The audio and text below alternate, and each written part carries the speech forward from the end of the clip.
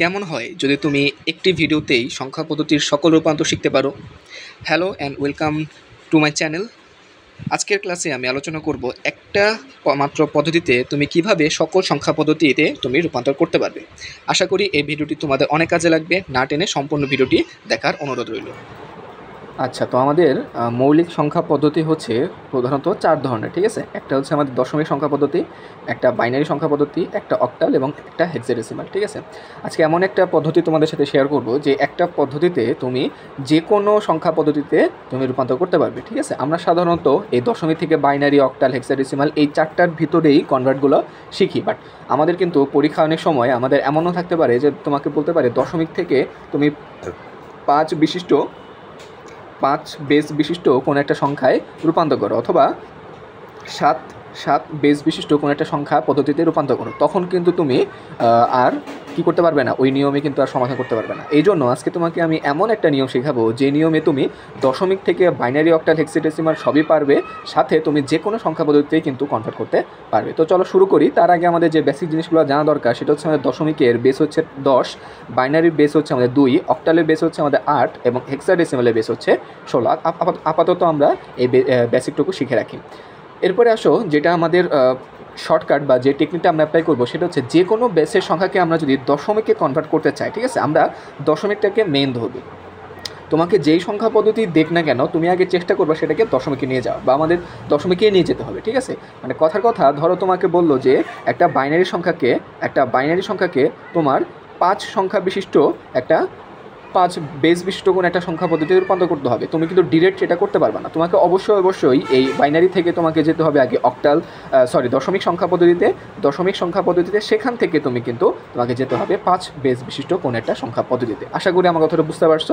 এখন চলো শুরু করি। তুমি যে কোনো বেসের সংখ্যা, সেটা বাইনারি হোক, অক্টাল হোক, হেক্সাডেসিমাল হোক, 5 বেস বিশিষ্ট হোক, 6 বেস বিশিষ্ট হোক, যে কোনো বেসের সংখ্যা থেকে তুমি দশমিকে যেতে পারবে শুধুমাত্র একটা পদ্ধতিতেই, সেটা হচ্ছে বেস ওই সংখ্যার বেস দ্বারা গুণ করে, এবং ওই বেসের উপর একটা পাওয়ার থাকবে, ঠিক আছে। এটা এক্সাম্পল দিলে বুঝতে পারবো, বাট আপাতত মনে রাখো যে কোনো বেসের সংখ্যা থেকে দশমিকে যাওয়ার প্রধান উপায় হচ্ছে ওই বেস দ্বারা গুণ করা।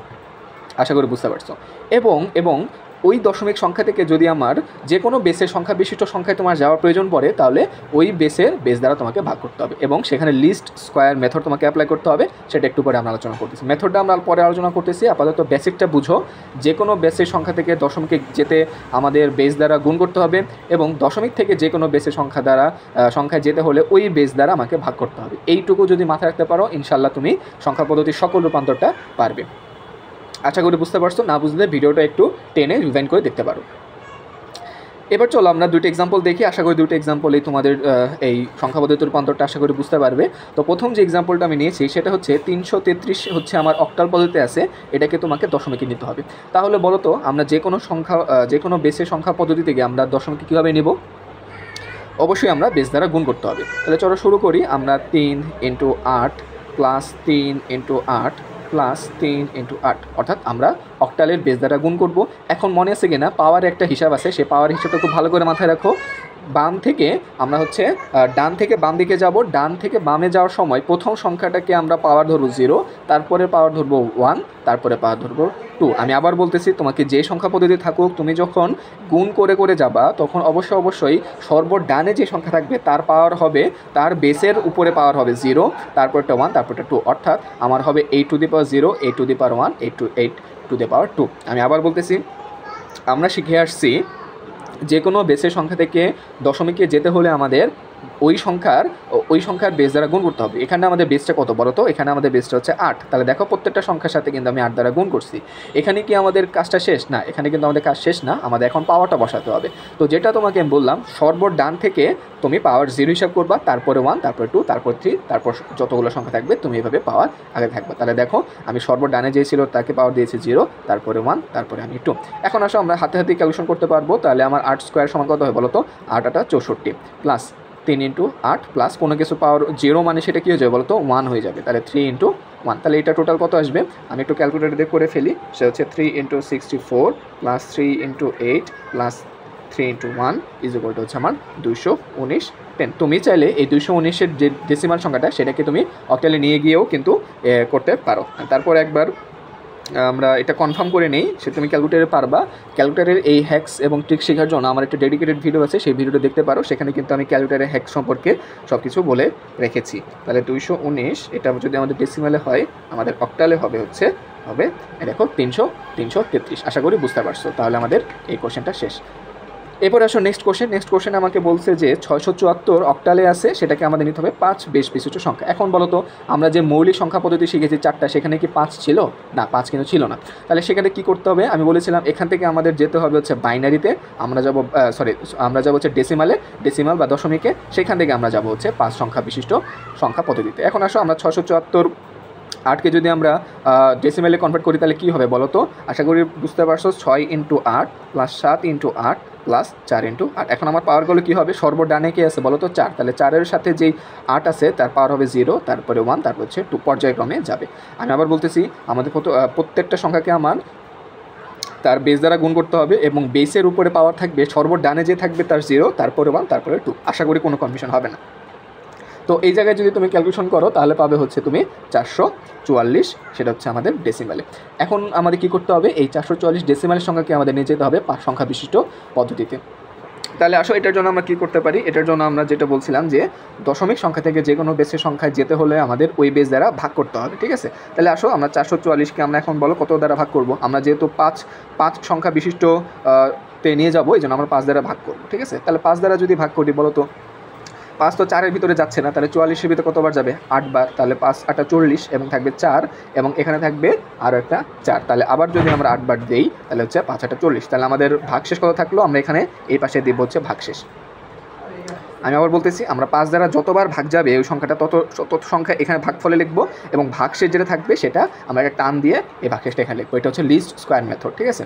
এরপরে আবার 88কে আমরা 5 দ্বারা ভাগ করবো। 88কে যদি আমরা 5 দ্বারা ভাগ করি বলো তো 8-এর ভিতরে কত যাবে? একবার। তাহলে হাতে থাকলো 3, 3 আর 8 38। তাহলে 38-এর ভিতরে 5 সর্বোচ্চ কতবার যাবে? 7 বার। 5 × 7 = 35। ভাগশেষ কত থাকলো? 3। ঠিক আছে? এগুলো 2-1 বার নিজে প্র্যাকটিস করলে আশা করি বুঝতে পারবে, খুব বেশি কঠিন না। আবার বলতেছি যতবার 5 দ্বারা যতবার ভাগ যাবে ততবার আমরা লিখবো নিচে, এবং ভাগশেষটা লিখবো আমরা ডান পাশে। এরপর বলো 17-এর ভিতরে 5 কতবার যাবে? 3 দ্বারা ভাগ করলে আমাদের যাচ্ছে 3 × 5 = 15। আমাদের ভাগশেষ কত থাকলো? 2। এরপরে খুব ইম্পর্টেন্ট একটা জায়গা, সেটা হচ্ছে 3-এর ভিতরে 5 কতবার যাবে? একবারও না। তাহলে আমরা 0। তাহলে ভাগশেষ কত থাকবে বলো তো? আমাদের 3। আমি আবার বলতেছি এই জায়গায় কিন্তু অনেক স্টুডেন্টের কনফিউশন হয়। 3-এর ভিতরে 5 কতবার যাবে? একবারও না। তাহলে আমাদের 0, কিন্তু আমাদের হাতে ছিল কত? 3। ওই 3টা আমরা এখানে লিখবো, ঠিক আছে? এখন আমাদের এই যে জায়গাটা, এটাকে আমরা একটা নিচ থেকে উপরের দিকে দিব, অর্থাৎ আমার এখানে লিস্ট স্কোয়ার মেথড, মানে আমি নিচ থেকে উপরের দিকে যাব। নিচ থেকে যদি উপরে যাই তাহলে আমাদের অ্যান্সার কত আসবে বলো তো? 3, 2, 3, 4। এটা হচ্ছে আমার 5 সংখ্যা বিশিষ্ট রূপান্তর। তাহলে আশা করছি তোমরা বুঝতে পারছো। না বুঝলে 2-1 বার ভিডিওটা দেখলে আশা করি বুঝতে পারবে। তো আমি আরেকবার একটু রিভাইন্ড করতেছি, সেটা হচ্ছে আমার যে কোনো বেসের সংখ্যা থেকে ডেসিমালে যেতে হলে আমরা ওই বেস দ্বারা কী করব? গুণ করব, এবং পাওয়ার থাকবে সর্বডান থেকে আমরা শুরু করব 0, 1, 2, 3 এভাবে যাব। এবং ডেসিমালে কোনো সংখ্যা থেকে যে কোনো বেসের সংখ্যা যাওয়ার উপায় হচ্ছে যেই সংখ্যায় আমরা যেতে চাই সে তার বেস দ্বারা ভাগ করা, এবং যতবার যাবে ততবার নিচে নিচে লিখবো, এবং ভাগশেষটা ডান পাশে লিখবো। এবং নিচ থেকে আমরা উপরে লিস্ট স্কোয়ার মেথড যদি আমরা যাই, অর্থাৎ নিচ থেকে যদি উপরের দিকে উঠি তাহলে আমরা অ্যান্সারটা পেয়ে যাবো, ওই সংখ্যা পদ্ধতিতে অ্যান্সার পেয়ে যাবো। আশা করি এটা তোমাদের এমসিকিউতে হেল্প করবে, সৃজনশীলে হেল্প করবে। এখন কিন্তু আমাদের কোশ্চেন প্যাটার্নটা অনেক চেঞ্জ হয়ে গেছে। এখন কিন্তু আমাদের গতানুগতিক ধারার বাইরে অনেক সময় কোশ্চেন আসতে পারে। তো সেই ক্ষেত্রে তোমাকে বলতে পারে যে অক্টাল বা ডেসিমাল থেকে 5 সংখ্যা বিশিষ্ট বা 6 সংখ্যা বিশিষ্টতে নিয়ে যাও, তখন এই পদ্ধতিতে করবা। আর যদি তোমাকে নর্মাল কোশ্চেন করে তাহলে তো আশা করি পারবাই, ঠিক আছে? জাস্ট 2টা জিনিস মনে রাখবা, যে কোনো বেসের সংখ্যা থেকে আমার ওই দশমিকে যেতে হলে বেস দ্বারা গুণ করতে হয়, এবং দশমিক থেকে যে কোনো বেসের সংখ্যায় যেতে হলে বেস দ্বারা ভাগ করতে হয়। আশা করি পারবে, কোনো সমস্যা হবে না, ঠিক আছে? আর আইসিটি নিয়ে তোমাদের যদি কোনো কনফিউশন থাকে অবশ্যই কমেন্ট বক্সে জানাবা। এবং আইসিটি নিয়ে আমার একটা ডেডিকেটেড ভিডিও আছে, যে 20টি টপিক পড়লে তুমি আইসিটিতে A+ শিওর পাবা। সেই 20টা টপিক নিয়ে আলোচনা করা আছে, সেটা আমার কমেন্ট বক্সে এবং ডিসক্রিপশন বক্সে দেওয়া থাকবে, সেখান থেকে লিঙ্কটা চেক করে নিতে পারো। ধন্যবাদ সবাইকে, থ্যাংক ইউ।